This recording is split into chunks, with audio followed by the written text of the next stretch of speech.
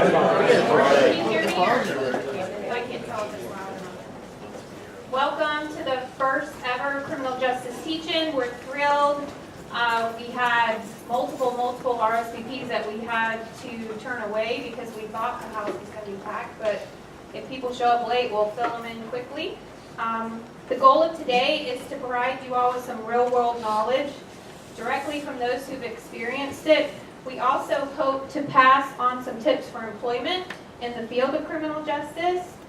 This is a unique opportunity for you to delve into the criminal justice profession, from law enforcement to prosecution, from criminal defense to the court system, and learn firsthand from working professionals.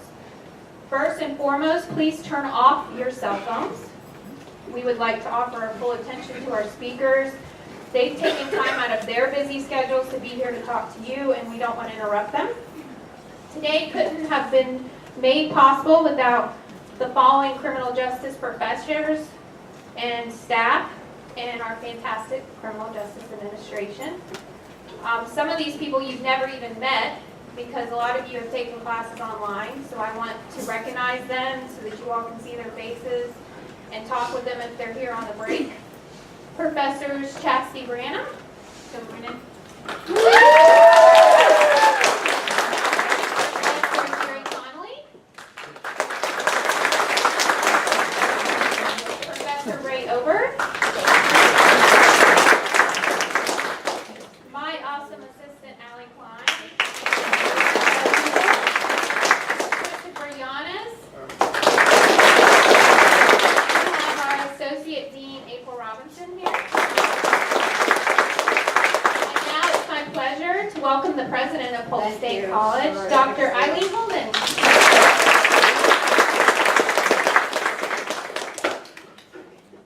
Good morning, everyone. Thank you so much for being here, and thank you so much for selecting law enforcement and criminal justice as your profession, or you're considering it to be your profession. I was thinking driving in today, a lot of times I think the public thinks of law enforcement, corrections officers, catching the bad guy, the robber, the murderer, but it's so much more. The law enforcement officers in this community in Polk County are an integral part of our community.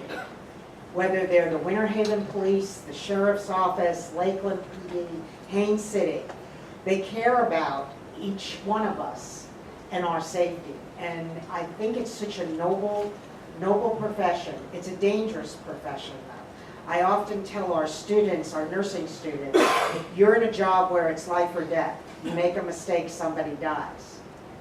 Well, Sheriff Grady Judd will tell you, going into law enforcement, you can do everything right and still lose your life.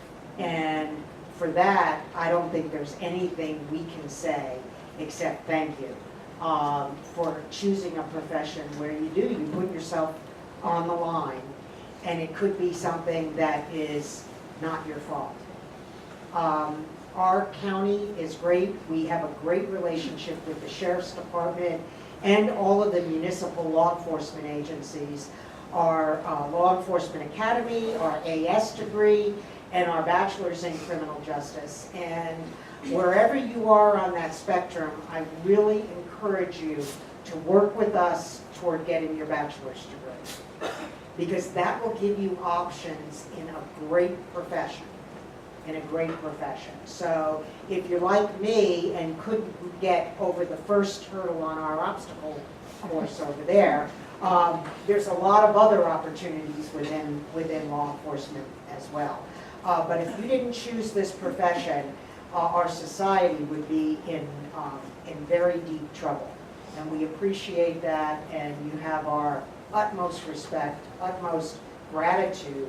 And we hope you learn a lot today about all of our programs. But thank you for coming here today to learn more about the offerings we have in law enforcement at Polk State College. So have a good morning, and I'll turn it over.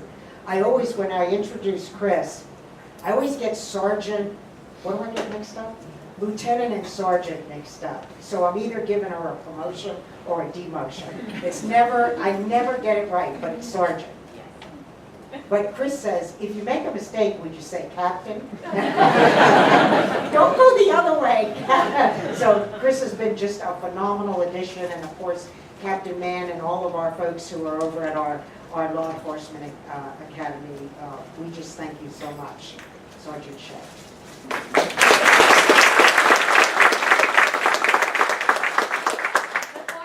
Our first speaker, I wanted to let you know that we have some of our Institute of Public Safety students in the house today, and they have volunteered that if you would like to talk to them on a break and get some information firsthand exactly about what happens in the academy, they're willing to answer all your questions. Our first speaker on our agenda today is Sergeant David Wallace from the Polk County Sheriff's Office. Dave has a Bachelor's of Science degree from the University of South Florida. He obtained his Associate's of Science degree in Criminal Justice from Polk State College. Sergeant Wallace has been employed with the Sheriff's Office for 18 years. While working at the Sheriff's Office, he has extensive experience in patrol operations, narcotics investigations, and homicide. He is currently a sergeant assigned to the homicide section. Sergeant Wallace has been featured on TV shows 2020, American Greed, Snapped, Deadly Women, and A Stranger in My Home for his work in the case he's going to speak to you about today, the Abraham Shakespeare homicide case. Please welcome Sergeant David Wallace.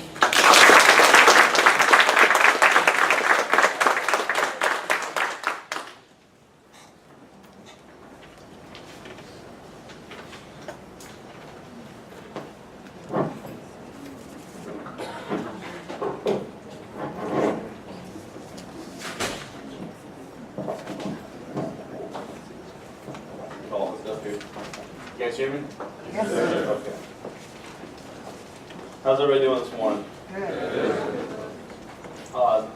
Like Chris told you, I work for the Sheriff's Office. I've been there for 18 years. We're going on 18 years, really close. I've been really fortunate in my career. Done some patrol time. I went to narcotics. I spent about 8 years undercover narcotics. Everything from street level narcotics all the way up to the DEA task force. I spent 2 years over there in Tampa. Came back, did a little patrol time, unwound a little bit, and then I went out to homicide for 5 years. Recently I was promoted last year. I spent a little time in patrol as a sergeant. Then I took over a general crimes unit, which was down in Southeast District there in Lake Wales, running everything from petty misdemeanor crimes all the way up to stabbings and shootings where people didn't die. 2 weeks ago I came back out to homicide, so I'm running the hot case homicide squad now. The Sheriff's Office, we have 2 squads. Hot case and cold case. Right now I'm hot case. Eventually I'd like to get back to cold case. So when that sergeant retires, I'll be heading over that way. The case I'm going to talk to you about today is the Shakespeare case. And probably you guys saw some of it on the news. Have started back in 2009. It's a really interesting case because it wasn't a typical homicide case. A lot of times on homicide, you guys see the TV, we go out there and it's just the facts, and you talk to the witnesses and you put the bad guy in jail. On this case, it really started out as a missing persons case. Then from there, we went into trying to find out, hey, where's this guy at and all that. And I got to incorporate a lot of my career in this one because we ended up working with CIs, and I'll talk more about it here as we go. But I got to work with a CI, which doesn't happen a lot on murder investigations. Went through, so it just incorporated a lot of my career all into this one investigation. This is a long PowerPoint, so I'm going to try and speed it up because we only have 45 minutes as we go through.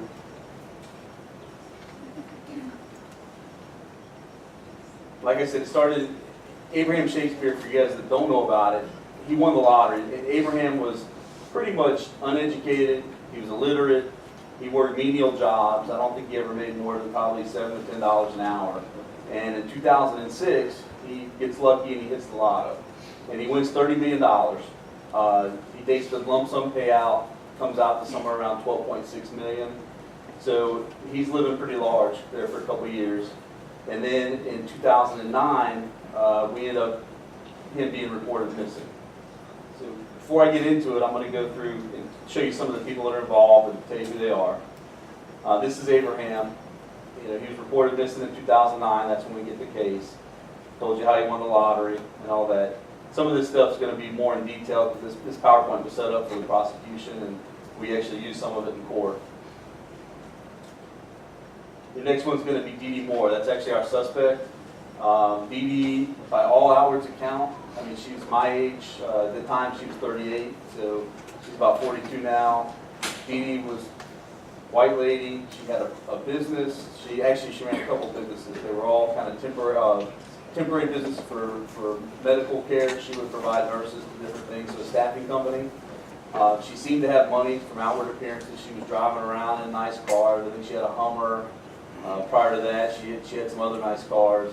So she speaks well. She reported that she had a college degree from USF, but I think through our investigation we found out that she had no college degree. So that's Dee Dee. Then we got Cedric Edom. Cedric's the cousin of Abraham, and Cedric's actually the one who started this investigation off. He's the one who reported Abraham was missing. Cedric's Lakeland guy. He's actually a criminal. He's been in and out of the system several times. He's the one who reports him missing. Judy Hagens, she is actually an associate of Shakespeare's. She was kind of Shakespeare's friend. She would read a lot of his mail. She would help him out. She was kind of his confidant until Dee Dee came into the picture. And then Dee Dee befriends him even more than her. And I still have some suspicions about this lady. We were never able to tie her into the actual crime, but I think she helped it along, or at least she helped along with the conspiracy afterwards of letting everybody think he was still alive. And we'll talk about that more. This kid here is named Shard Cresney. He's a young guy. This is actually Dee Dee's boyfriend. She was about 10 to 12 years older than him. He was pretty much a kept guy. After she got all the money, this guy was living large. He got a brand new Corvette out of the deal, was driving around a nice truck, living in Shakespeare's mansion up in, I shouldn't say mansion, but large house up in North Lakeland. This is Santoria Butler. She actually is the ex-girlfriend of Shakespeare's. She ended up pregnant with this child, and I believe I think the kid's now probably about 7 or 8 years old. She comes into it. She was, I'll explain it more as we go along. She comes into it a little bit. And then we got Greg Smith. And Greg Smith ended up being a CI that we worked with. The guy was a phenomenal CI, and we'll go into that more. So, starting off the investigation. So on November 9th, Cedric comes to the sheriff's office and he makes a call and he says, "Hey, my cousin's missing." So deputies go out there, they talk to him, and he starts telling this story about, "Hey, I haven't seen my uncle or my cousin since it was either March or April." And he starts going into the story and everybody's like, "Look, you're in November, we're talking about March, what's going on?" So they end up calling out our missing persons detectives. The missing persons goes out there, they talk to him, and his story is, my cousin is friends, he won the lottery, he's got all this money. He befriended this white lady, this Dee Dee Moore, and she's telling me for the last 6 months, 5-6 months, she's been telling me that he's away on vacations, he's there, but she's also providing me with money. She would show up and she'd say, "Hey, oh, Abraham wanted you to have this," and she'd give him $500, or gave him a car one time and said, "Oh, Abraham wanted you to have this car." She was also doing this with other members of his family. His mother, who's about 80 years old, she was giving birthday cards. In fact, on one incident he told us about early on her birthday, Dee Dee actually, her being his mother, Elizabeth Walker, she calls Cedric up. Dee Dee calls Cedric up and says, "Hey, I need you to come on over here and meet me. Abraham's got something for his mom." She actually gives Cedric a birthday card to Abraham's mother that's chicken scratch Abraham or Abe on there, and it's got $100 and some little cross in it. It says, "Yeah, Abraham wants his mom to have this," so he actually delivers it. This guy's not a good guy because he also requires her, "I need $5,000," so she pays him $5,000 to deliver this card and just keep this thing going. But according to him, he doesn't know anything's wrong with Abraham. He thinks it's all fine. Now the only reason he comes forward is because now we're 5 or 6 months later, and she starts cutting him off. He got in some trouble. He got arrested in the car. The car got impounded. So instead of getting the car back and giving it to him, she gets the car back and she sells it. So now he's upset with her. I think if the money would have kept flowing, he would have never said anything. So we get to the point where he reports it. Missing person goes out. They learn about Dee Dee Moore. They also find out Dee Dee Moore is now living in the house that Shakespeare used to live in, which is up in North Lakeland. up near Rock Ridge Road. It's a nice big 2-story place, probably 5 bedrooms, pool, has a little guest house, beautiful house. Missing persons goes out there, they start talking to Dee Dee Moore. And these are some of the things in an investigation we would do. You're going to talk to family and friends. You want to talk about cellular. We want to find his number because cellular phones are the key to almost every investigation we do now. You're going to check FCIC, NCIC, which is the national databases. Let's see if this guy, if there's anything coming up about Shakespeare. We also going to check all the hospitals, all of that. Immigration, custom, we're going to see if he's left the country, if there's any record of him leaving the country. We can also flag him to see if he comes back into the country or tries to leave the country. We start calling airlines, cruises, everything. So we're doing all this investigation trying to find out, hey, where is Abraham Shakespeare? We also go up and we talk to Dee Dee Moore for the first time. So during that initial interview, she starts talking. She says, oh yeah, I know Abraham. I met him last October and I was going to write a book about him. And her story is just, it's so silly. She said that she meets Abraham at this conference over in Orlando. Or I'm sorry, she meets another person at a conference in Orlando. She tells this person, hey, I want to write a book. And this person she meets is a friend of Abraham's. He says, oh, I got a perfect guy for you to write a book about. It's going to be, this guy's a lottery winner. He went from rags to riches and all that. So this lady that she meets takes her over to Abraham Shakespeare's house. And she introduced her, and Abraham, hey, this lady'd like to write a book about you. So while she's there, Dee Dee notices that he doesn't read and write. He's got a sink that's just filled with mail. It's bills and all this. And this guy's a lottery winner, but she starts opening up his mail, reading it to him, and finds out that he hasn't paid his mortgage, he hasn't paid certain things, even though he's got tons of money still left. So Dee Dee, what she says out of the goodness of her heart, decides to start helping him out. And she goes through the mail and she starts getting his finances in order and finds out that he's lent out probably $3 or $4 million to people, different people, 50,000 here. So she organizes it all. She actually writes a check for him to pay his mortgage, get the house up to date, get all these things done. And obviously we couldn't talk to Abraham, but it seems to me like he gained her, she gained his trust by doing this. It's probably the first person in his life that's ever helped him out. So her story goes on. She says, well, I haven't seen him in months. She goes, but I talked to him he texts me on the phone. She said he left town back in March or April. He was tired of everybody asking him for money. His girlfriend, Centoria Butler, had a baby, and she's going to come after him for child support. And so he just wanted to be left. So I bought all of his stuff from him. And she starts pulling out all this paperwork, and she's got like an asset. She's got this 4-page thing that lists all his assets. And she said, oh, I bought it all from him for $850,000. And it's all signed. It actually looks like it's signed by him. She signed it. It looks like it's all official. And she said, since that point, he's called me a few times and he's texted me, but I haven't seen him. And he won't let me know where he lives or where he's staying because he knows that you guys will be looking for him for the child support. And he doesn't want anybody to know. He knows that I would tell you guys because I'm a good person and I help law enforcement.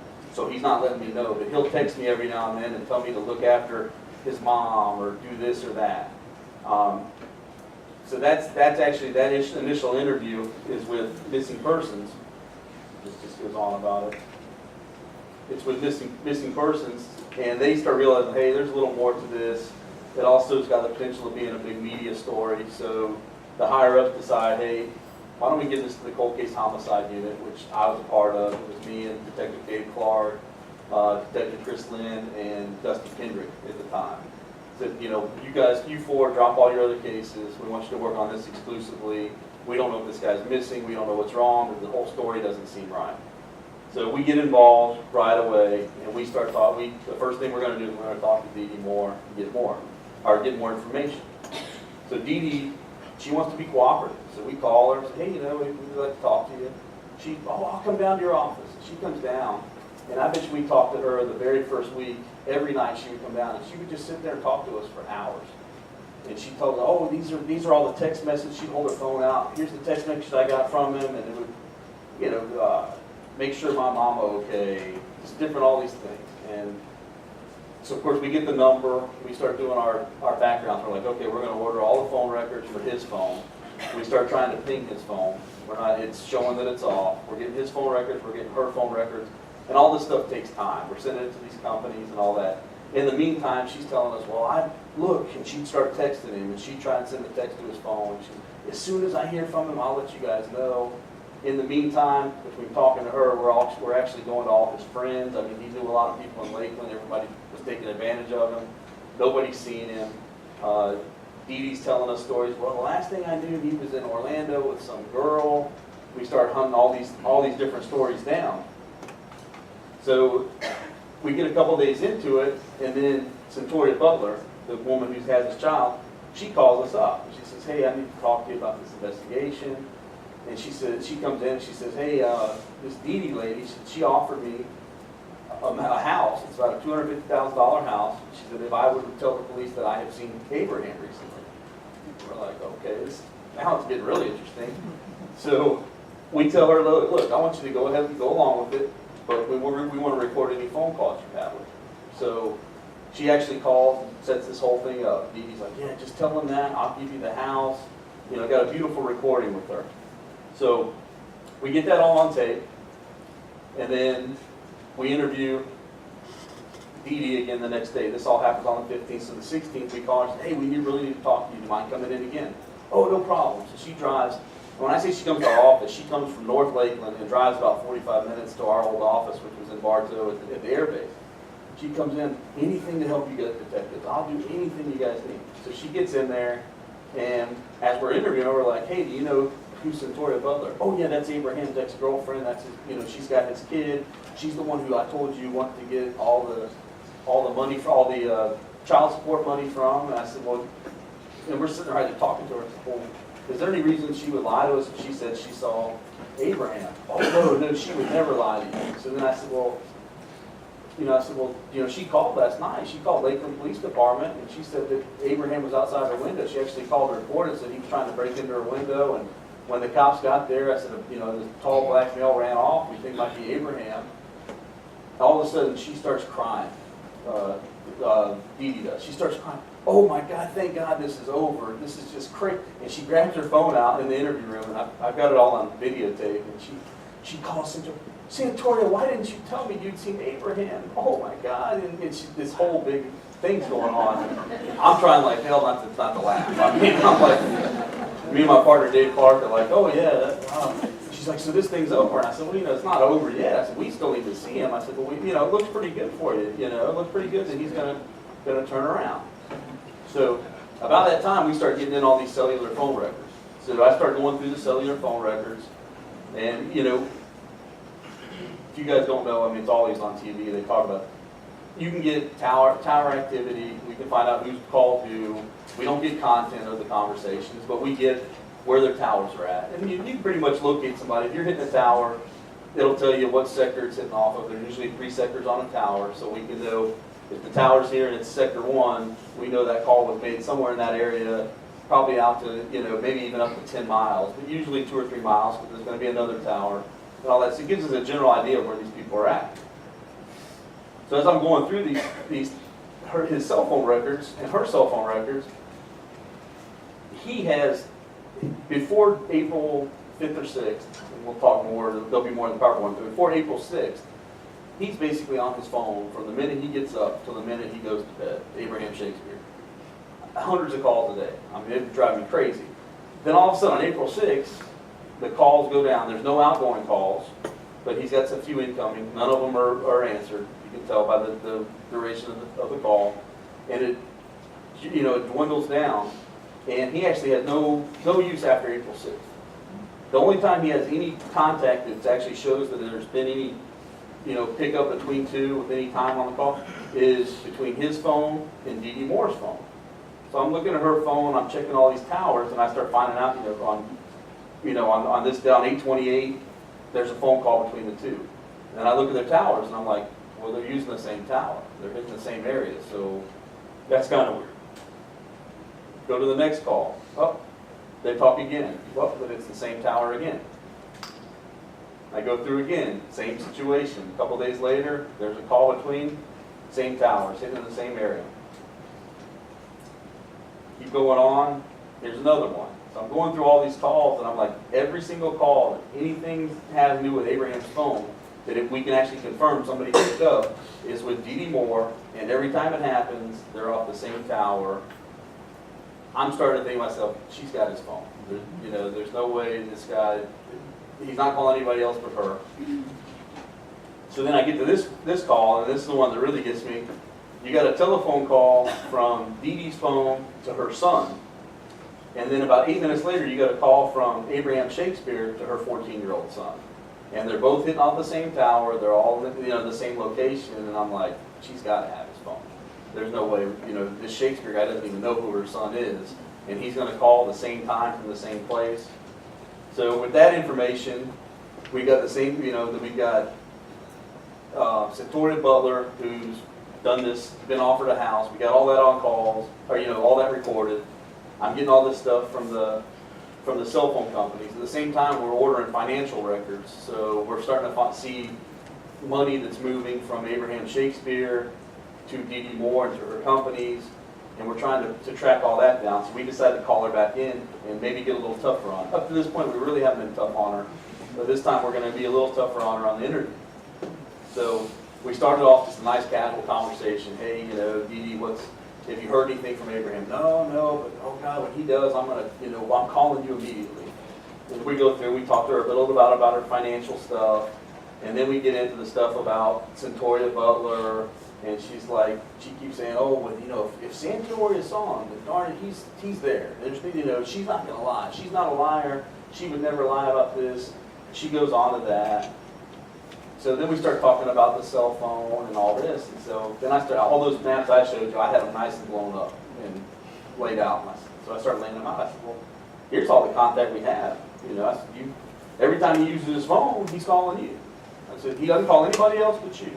And I said, every time you guys are in the same location. I said, whether it be up in North Lakeland, over in Plant City, and she's still, well, that's just, he must have come over that day. I said, well, earlier in your interviews, you told me you haven't seen him. You just talked to him on the phone. Well, no, I haven't. Well, yeah, he came over once. And she starts changing her story. And in an interview, you guys know, if you start interviewing people, the truth's the truth. And it stays straight from the beginning to the end. And it's when they start lying, that's when things start deviating. And to be a good interviewer, you've got to have a really good mind. You've got to be able to remember what they say, because they're gonna slip up. Because they're thinking in mind, okay, what did I tell them? What did I tell them? And they'll say something different. So with her, we start getting all these discrepancies in her statement. So I'm still showing her all these maps, and I've got them all laid out. Then I get to that one with her son. And then finally she kind of breaks down, okay, look, and I can't even describe her. I wish I had the videos to show you. She's a lady, when you talk to her, she will stay with her lie all the way until you've totally disproven it, and then she'll be like, okay, you're right, I have his phone. And I'm like, okay, but here's the reason I have his phone. He wants to be away. He doesn't want you all to find him. And he told me to take his phone and to make some of these phone calls. That way, if you guys came around looking for him, you would be thrown off and wouldn't know where his real location's at. I'm like, okay, I'm stupid. I just believe your story. And I see, where's the phone at now? Well, I threw it out on the side of I-4 the other day because I thought you guys might find it. I want to keep this thing going for Abraham. So still, everything's looking guilty for her, but we can't find Abraham Shakespeare. We can't find his body. Everything's looking bad. So we're going to this, keep going. Then we confront her with the stuff about the house. I never did that. I never offered her a house. I swear, we get her all the way into the corner about it. I'm telling you, I didn't lie. I said, well, hang on a second. We pull out our DAT recorder and I hit play, and you got her and Santoria Butler on there. Santoria, I will give you that house if you'll just tell the police. Okay, well, I did it. And it's almost a comedy. It really is. Some of the stuff she would go. But we push her farther, and we're trying to get her. Look, if something happened to Abraham, just tell us. But she would just maintain, no, this is the story. He left. When he left, I took all of his stuff because he didn't want to deal with the police. Everything's fine. As soon as he calls me, I'm going to call you. And then she'd get mad. I'm so mad at Abraham that he's doing this to me. He's ruining my life by staying away. When he comes back, I'm going to yell at him. I'm like, okay. So, and really, we had a battle within our. There's 4 of us that are detectives. We had a sergeant, lieutenant, and this thing's going all the way to the sheriff. And there's some people that still were looking at her going, I think she might be telling the truth because she couldn't have killed him. Here's, you've got a guy, you've got this black male who's, 36, 40 years old. He's 6'5". He's, he's not a strong guy, but he's a big guy. Look at this lady, she's a woman, she's a white lady, she seems to have some money. So we're still arguing back and forth, and at this point I'm convinced. I'm like, he's dead. She had something, I don't know if she did it herself, but she has something to do with this. So, moving here as we go. Oh, we confronted her also with the birthday card and how she paid, had Cedric do that. So all this stuff, she'll admit that she's like, oh, that's all part of Abraham's plan. Abraham wanted to do this. I'm like, Abraham's plan? The guy didn't even go to college. I mean, he didn't go to high school. He can't read, but he made up this elaborate plan that's pretty much stupid. Go on. We talked to her about the money. She tells, this is the good one about the money. We had started getting some of the financial stuff in, and we see where, her story is that she bought everything from him for about $840,000, $850,000. Well, if we start getting some of the paperwork in, we see where he had cashed in an annuity for almost $1 million, and the money had gone straight to her, and she put it into 4 different bank accounts. And so I'm like, well, Dee Dee, I said, according to you, I said, you buy all his assets for $840,000. And I said, and a month later, he gives you $1 million. I said, so basically, he just gave you $240,000, $250,000, $60,000 to take all of his stuff and then just leave. Well, he didn't have any reason for the money. He's a very simple man, and he just wanted me to spend it. And I said, well, what'd you do? Oh, I went to Vegas, and I went here, and I bought a Corvette for my boyfriend, and we had all these, it's a crazy story from her. So, we'll talk a little bit more about the money here. He wins $31 million. He gets $12.3 million. He actually gets sued. That's a whole other story. But when he won the lottery, he was riding with another truck driver. They got out. The truck driver actually purchased the tickets, gets back in the truck with him. The truck driver claims that Shakespeare stole the lottery ticket from him, so they had this big drawn-out battle. Abraham ends up winning, so he gets the money. He gets about $12.3 million. Between the time he wins in 2006 and the time he meets Dee Dee, he's down to about $1.5 million in cash, and he's got assets of about $3 million. I mean, he blows through the money. Anybody that would come up to him, any friend, hey, I want to open up a business over here, he would just write him a check or hand him money. There was people that he had, I think that somebody told me that he was in the line at the bank one day, and it was around Christmas, and he just pulls out like $10,000 and starts giving people $500. Here, I want you to take care of your kids. So he's a nice guy. I think he thought that $12 million would last forever, but when you're spending it like water, it obviously doesn't.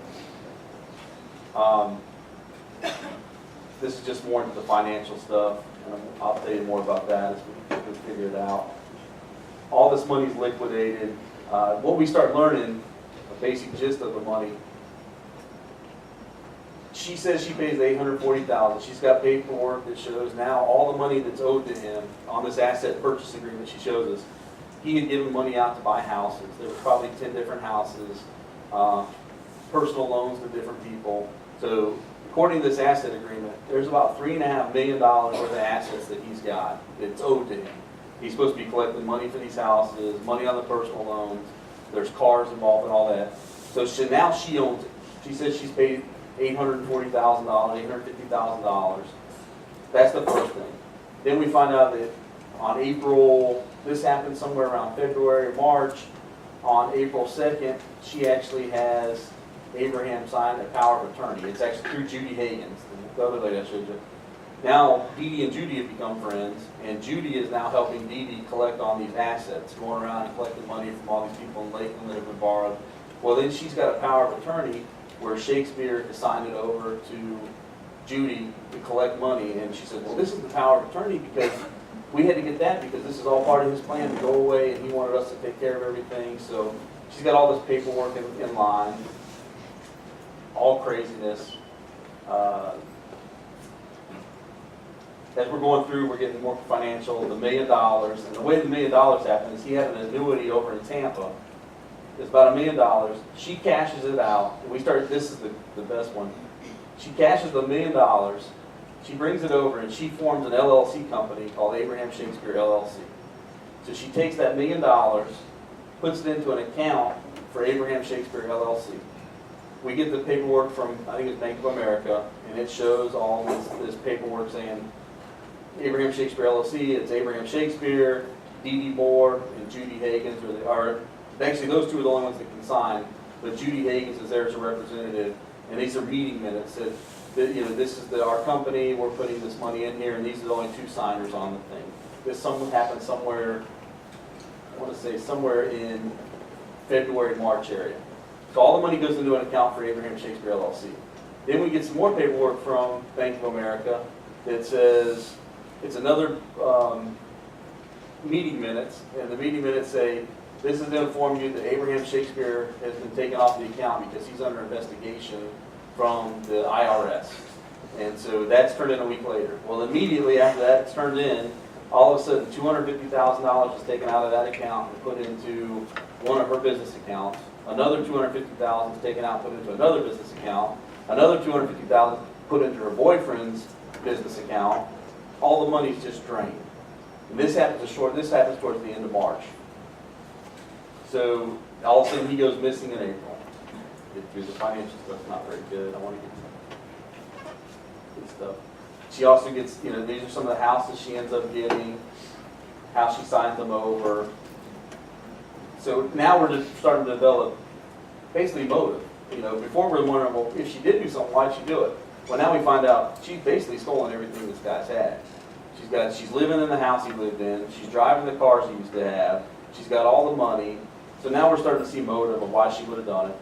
Some of the houses, some of the vehicles. He had a BMW. She got that. She traded that off. She got a Lincoln NKS. She went and bought a Corvette. She bought a truck. She was living very large. She went and bought a car. One of the other things to help further along this idea that Abraham's gone away, she bought this Ford 500. She gave it to that Centauri Butler. Said, "Oh, Abraham wants you to have this to take care of the kid, to drive this kid around." Corvette she bought for her boyfriend. Then we'll go into cell phones a little bit more. As we're getting more and more cell phones, that's when I'm finding out, hey, this guy has no contact after 4/6. After that, it's only between Moore and him.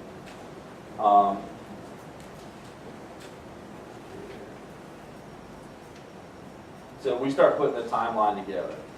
And everything's pointing toward April. I mean, we know up till April 6th, there's definitely contact. Abraham's talking to everybody. So we put a timeline together and we start seeing, hey, a lot of the paperwork that she's got signed starts going into effect April 1st. Last time that Shakespeare sees his son, we talked to his son. He's got an older son from a different woman other than Victoria. Last time remember seeing him was sometime between April 1st and April 12th. April 3rd, power of attorney signed. Some of the money, this one on April 3rd, some of the money that she got from him, she actually buys a house out in Plant City. It's out right just south of Plant City on Highway 60. We're getting records of this stuff, and we actually go out there and look at the house, and we see, hey, there's a house, and then 40 or 50 yards behind the house is this 30 by 30 concrete slab in the middle of trees. Looks out of place, but we still don't know what's going on. We find out that Dee Dee's bought a backhoe. We talked to some of Shakespeare's friends. Last time they remember seeing him was on 4/4. And then really the last confirmed cell phone activity we have for him was the night of 4/6, maybe even early into 4/7. And then that's it. 4/13, we find out that's when the concrete slab's poured. We talked to some friends of his. And 4/18 is the last text message to anybody else other than Dee Moore, and this is to a guy named Jamar Zaid. He gets a text message, he's a good friend of Shakespeare's, that says, "I'm fine, I just got myself into more trouble than usual. My new bookie bumped my head real hard. I'll be back, just got to fix some things. I have power of attorney to collect for me just while I'm gone. If you can pay me off, it will help a lot of my problems." Jamar had borrowed $1 million from Shakespeare. So that money is supposed to be paid to Dee Moore. He's the only one who gets this text, and we're talking to him. He's like, "I knew that wasn't from him." He goes, "The guy doesn't know how to text. He doesn't know how to read or write." So that's the last thing that we have confirmed that comes from his phone. So moving forward, this whole time, starts in early November. we're getting up towards Christmas time, and at that point, we're just starting to hit dead ends. We're like, we think she's done something to him. We can't find him. I went everywhere from places in Orlando. I drove up to Atlanta to talk to some friends of his. I went to Ocala, North Florida. I mean, we've gone everywhere, down to Miami, trying to follow up any leads. And at this point, we really haven't been too public. The media hasn't gotten involved that much. So we decide, hey, we're gonna start putting a little pressure on Dee Dee Moore. We're gonna figure out how we're gonna do this. So the sheriff calls a press conference, which, if you guys know my sheriff, he enjoys that kind of thing. And we basically call a press conference and we announce, hey, this guy's missing. We think something may be wrong. And we even go as far as we say that, you know, we have a person of interest in this, and we put Dee Dee Moore. So she starts freaking out, and we wanted to put pressure on her to see what's going to happen. So we get up to Christmas, and just before Christmas, my partner, Detective Clark, had gotten a really good relationship with Dee Dee. We kind of did the good cop, bad cop. I was always mean to her, and he was always nice. So he's talking to her on the phone, and he's like, Dee Dee, you know, if Abraham hasn't talked to his mom by Christmas, we're going to know something's wrong. You know, who goes through Christmas without talking to their family? So, and we're trying to get her to do something. We're trying to get this thing going. So 2 days after Christmas, his mom happens to be out at dinner at Cracker Barrel with Dee Dee Moore when she gets a phone call. And this phone call is a guy trying to sound like Abraham. Abraham talked kind of weird, deep voice and real slow. And says, you know, Mama, I'm away. Please don't be talking to the police. I don't want to be around there. If I love you, if you talk to the police and tell them anything, I'm never going to see you again, type of thing. So Miss Walker calls me up and says, hey, this is weird, but last night I got a phone call, tells me all about it. So of course immediately I call the phone companies. I'm like, hey, I need to have her records. I need to know where this call came from. So we identify it to a phone belonging to Gregory Smith, who I talked about earlier. At the same time, I get a ping order, so I want to find out where this guy's at. I want to talk to him. So we start pinging his phone, and we're getting up to date. You know, we're on the phone with Sprint, going, okay, where's it at now? They're giving us GPS, and we end up finding that he's at Lakeland Mall. So me and my partners, we drive up there. We're driving through the parking lot. We knew what kind of car he had according to DHS&P. So we're looking for his car, and as I come around the corner of the Dillards there at the mall, I see the car, and right next to it is Dee Dee Moore's truck. And I'm like, this is good. So we don't pull up on him. We pull around the corner. I get my camera out. I got this nice big lens, and I'm looking. Well, she's sitting in the front seat talking to him. She gets out of the truck. She's walking. I'm taking pictures this whole time. She goes to her truck. From his car, she goes to her truck. She's walking back. She's got money in her hand. She sits down next to him, is handing him money. And I'm like, oh, this is, okay, we're finally getting something good. So after they separate, we let Dee Dee go her way, and we follow this Greg Smith down into Lakeland off of 10th Street over there.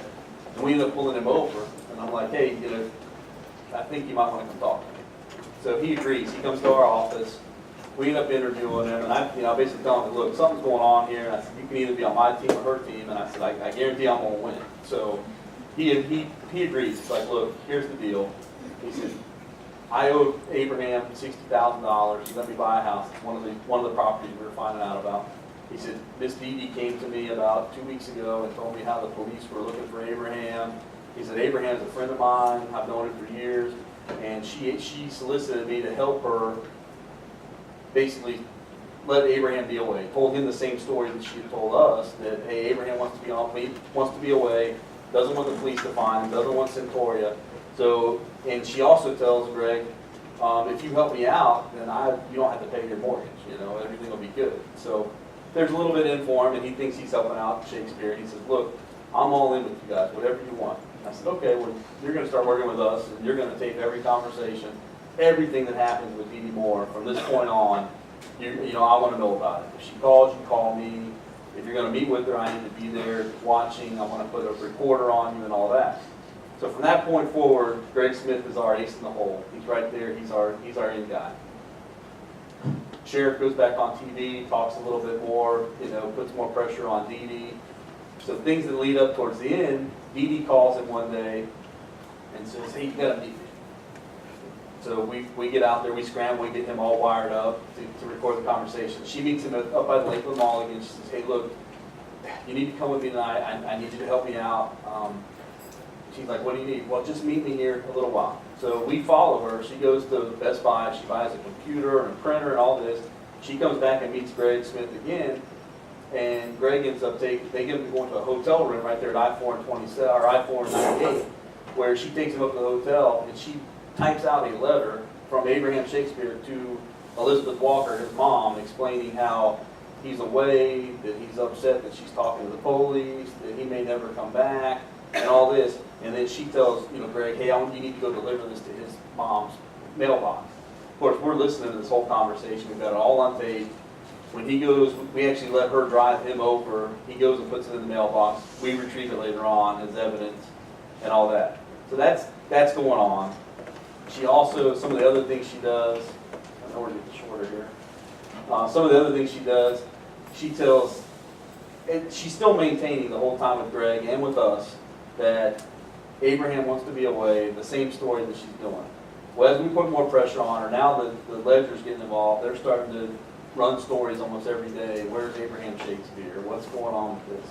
She's getting more and more brazen with her thing. When she tells, Greg, she goes, if something happened to him, I'm gonna, you're gonna have to help me out because I didn't do anything to him. If anything happened to him, we need to come up with something. She goes, what about why don't we say that this guy named Ronald, this drug dealer, did something to him? And she's like, I want you to go buy some phones. She gives him like $300 to go buy these cell phones and put one in the name of Ronald. I think she said like Ronald Jackson, or basically get 3 phones. One's for Ronald. She goes, and then I want you to give me one and all this. So she's coming up with all these plots of you're going to call me and this and that, and then I'm going to tell the police that's his phone, and then I want you to take that phone and throw it into a lake. And so the whole time she's trying to play us and play him. And of course, we're playing we're the puppet masters at this point. We know what's going on. That's one of the things she does. And this goes on for a couple weeks. She's making phone calls. She's like, she's calling us. This guy named Ronald. And, we already know that she's going to tell us. So we're playing it along. So we really start getting more pressure. And this time, I think the sheriff ends up going on national TV on Fox News. And he goes out and they start putting her face up in there. Hey, person of interest. I think the sheriff said, we're afraid he's dead. We're afraid he's been murdered. So she gets really freaked out, and she finally, right around January 20th, she comes to Greg Smith, and she says, hey, look, she goes, do you know anybody who would be willing to say that they hurt or killed Abraham? And Greg's like, well, I see what I can do. So he gets with us, and I'm like, this is such an outlandish story, but this is what we come up with, and this is what she actually believes. He comes to us and tells us about it. We're listening to the tape. And so I knew a guy, one of the guys I worked undercover with, big black guy, kind of thuggish looking. It was a good undercover. He works for Lake Wales PD. And I said, well, look, why don't we tell her that you know somebody who's fixing to go to federal prison for umpteen years, that for the right price, that would help take care of his family, we'll say that he killed Abraham Shakespeare. So we actually set up an undercover meeting. Greg, our CI, takes Detective Smith from Haines City over to the Kohl's parking lot in Lakeland. They meet up with Dee Dee. During this conversation, Dee Dee's like, I'll give you $50,000, and there'll be more later on. I can take care of your family for you. And she agrees to all this. And Officer Smith's like, well, look, I can tell, I can tell the police this, but me just telling them, they're going to want to know where the body's at. They're going to know all this. And she's like, well, I can give you the body. I can tell you where it's at. And she goes, even better than that, I can give you the gun and shot. And so it's awesome. So they agree to that. We've got it all on audio tape. We've got all that. She leaves. We get to the next day. So anyway, we get to the next day, and she calls up Greg Smith. And she says, hey, Greg, she goes, look, I've got that gun, come meet me. I've got everything for you. So she says, meet me in Plant City, at Turkey Creek Road and Highway 60. She goes, meet me there at 10 o'clock or whatever. So now we're scrambling because now we're in another jurisdiction, so I've got to get Hillsborough County involved and get on board. Make the law to move forward. Basically, we go meet her. Greg goes over there, he meets her. He gets in the car with him, and she hands him a .38. And we got it all on audio where she's like, here's the gun. She goes, you need to wipe it down for prints and get rid of that serial number. She goes, there's a laser sight. It was a nice little 38, had a little laser sight in the pistol, or in the grip. She said, there's a battery in there that's probably got my fingerprints on it, so pull that out and wipe that off too. So, nothing can be tied to me. And she goes, and I bought that gun, so you need to wipe off the serial numbers, otherwise they can trace it to me and all this. Of course, and she goes, and I need you to meet me back here at 4 o'clock. Okay, so he leaves, he drives 5 miles down the road, meets with me, hands me the gun. I'm like, okay, we're getting somewhere. This is good. So at 4 o'clock, she goes back. He goes back and meets her at the same place. Well, this time she pulls up, and she's driving her truck, and she's pulling a boat. And she says, get in, get in. So he gets in with her. Then she drives over to this house. The house, actually the 2-story house up towards the top of the picture, that's going to be the house she bought with some of Abraham's money. And you can't see it from this picture, but back in those trees, right where that white truck's at, and that tree is the 30 by 30 concrete slab. So she drives Greg Smith over there. We've got Greg wired up. And she walks him back to this slab, and she's got a little piece of angle iron, and she kneels down, she sets it down, she goes, he's right there. She goes 6 feet down. That's where he's at. And so, and she's like, she tells Greg, part of this other story was that this is her property, so Greg and our undercover are supposed to go out there that night, dig the body up, move it somewhere that's not associated with her, and then he's going to tell the police that, yeah, our undercover's going to say, oh, I killed him. And she believes all this. I don't know why. But I was happy that she did. So, moving a little forward, at that point we're like, okay, finally, God, we just won the football game. It's over, or close to over. So we send her on there. She goes back home. We get with Greg. We start deciding, hey, we're going to get a search warrant for this place. We're going to do whatever. So I end up getting a search warrant for this house. But part of the plan, we still wanted to try and confront her more and see if we can get her to confess. So we wait till about 8 o'clock that night, and we had Greg call her again and said, hey, I need to meet you up at the mall. Something's wrong. So she's having, go back a little bit, I'm sorry. The bottom house, she owns both those houses. She bought both of those houses with the money. The bottom house at the time is her boyfriend's mom is living there with a friend of hers. So the whole plan now is they got to dig that body out. So Dee Dee, decides that, hey, look, you can do it tonight. I'll invite Char's mom over for dinner. That way nobody will be home. There's a surveillance system there, but I'll turn it all off. So she invites them to the house. She turns it all off. So she's got everybody up at her house, her boyfriend's mom. She's having a little party up there. Greg calls her and says, hey, there's something wrong. You got to meet me. She drops everything and runs right down to the mall. And she meets with Greg, and Greg's like, hey, I went out there to do it. There's police all over that place. It's all locked down. And she's like, oh, and she's freaking out. Well, at that time, my partners go up there and pull up and basically, they don't arrest them, say, hey, we need to talk. So they take both of them to the station, and they separate them. Of course, we know what's going on with Greg, because we directed the whole thing. So they started interviewing Dee Dee, and Dee Dee's like, tells my partner to take part, look, that's the guy. That guy right there, that's the guy. I was meeting with him. He was going to tell me everything that happened. That's Ronald. That's the drug dealer. Now she's trying to pin it on RCI, and we've got every bit of going. This is just the way her mind thinks. So we're going on with the interview. She never admits to anything. And, she to this day she won't admit to it. She's already gone to trial. She's already been life in prison. Let me go show you guys some pictures. We are getting short on time here. That's the actual crime. Well, what we end up finding out in the long run is she kills him in the house down here. We find DNA. That house, before the boyfriend's mom moved in, she has an office. We actually find Shakespeare's DNA on some carpet there. And one of her stories, the closest she would come to saying anything happened, her last story was that her and Shakespeare went over there on their way to Seminole Bingo to go gamble. And so as they're going to the casino, they stop by there to get some money. And just so happens some drug dealers come in there and rob them, and they shoot and kill Shakespeare with her gun. And they leave her alive. And they tell her, if you tell the police, I'm going to come kill you and your son. We're going to kill your whole family. So that's why this whole elaborate thing was because of these drug dealers. And of course I said, Dee Dee, you were so scared of these drug dealers that you moved into the damn house where he lived at and had your son living up there. This doesn't make any sense. But that's her big story. Craziness. So this is the whole crime scene. Go to the next picture here. There's another view up there. We did search warrants on both the houses. We ended up finding the the DNA evidence over here. We ended up finding the body, and I got some decent pictures of that. This is actually from the other side, so you're looking out towards Highway 60. That truck and the boat, she ended up putting the boat, she blocked that all off. This is how we found it. Because she had to block view from 60 where Greg Smith and our undercover could go dig this body up, right? This is actually the scene. We actually used Hillsborough County. It was their crime scene. We actually got USF students from anthropology came over and helped us out.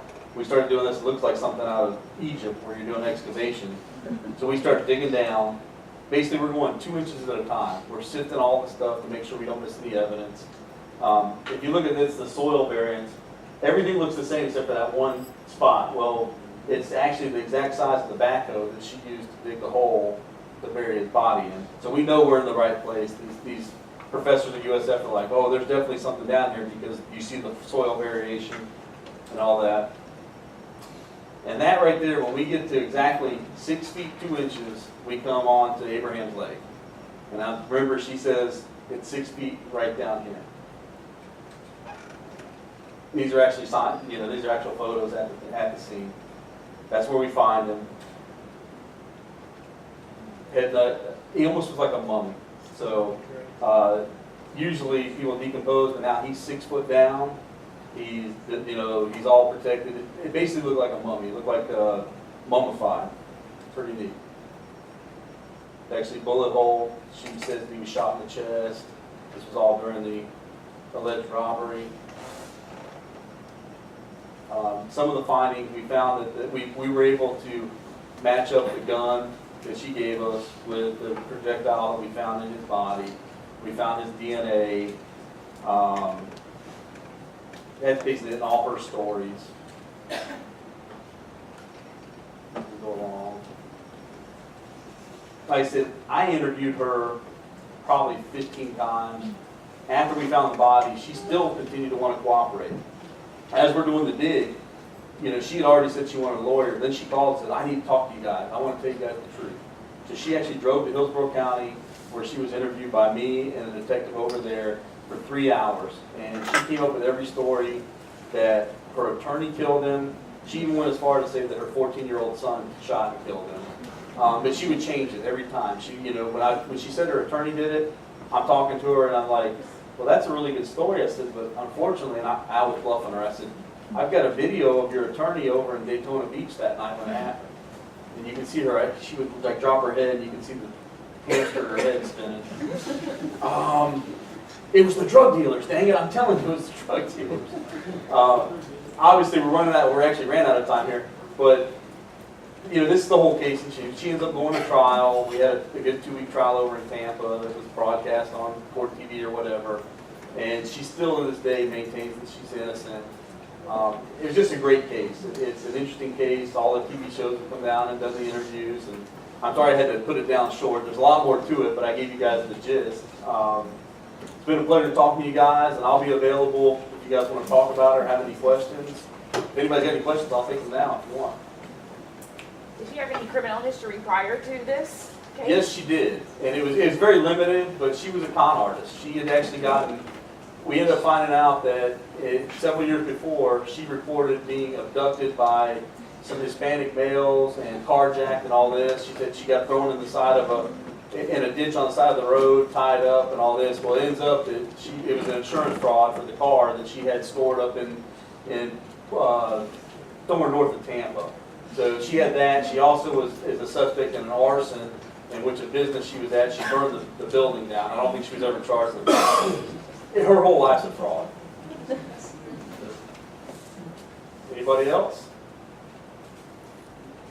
Oh, go ahead. You guys get all the money on the housing and all that?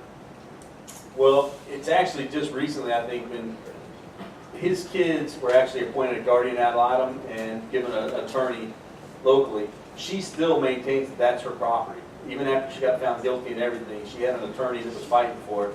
I think just recently I read that the judge finally threw out her claims. So the family, his kids will actually get all that